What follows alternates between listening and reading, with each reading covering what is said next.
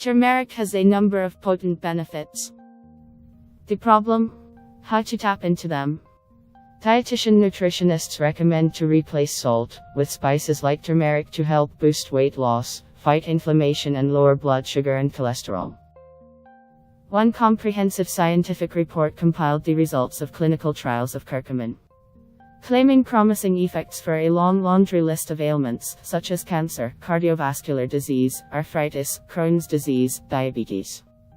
And the list goes on and on. Curcumin was tested on otherwise healthy people with faulty gallbladders. All but one person who took an oral remedy containing the herb for 3 weeks were cured. That demonstrates a lot of potential for a little bitty phytochemical. So how does it work in the body? Curcumin is versatile. Within cells, it can target specific molecules or pathways that are involved in the control of the cell cycle, inflammation, oxidative stress, etc.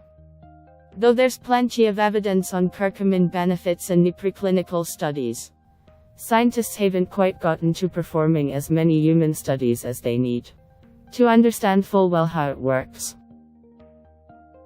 Though curcumin is regarded as safe and is sold in various formulas far and wide, there are no guidelines established for its intake. It doesn't always absorb into the body easily. If you want to experiment with curcumin, you should consult your doctor, especially if you are already on medication. Preclinical studies have indicated it might change how other medications you use are metabolized in your body. Curcumin supplements also an ingredient called piperine, which boosts the effects of curcumin, but also its potential toxicity. It slows down the elimination of the curcumin, and prescription drugs used for seizures, high blood pressure, angina and bipolar disorder. Last year, 30-year-old woman suffered a fatal outcome after receiving a turmeric-infused, IV drip holistic treatment. The woman died immediately from a heart attack after having the drip to treat her eczema.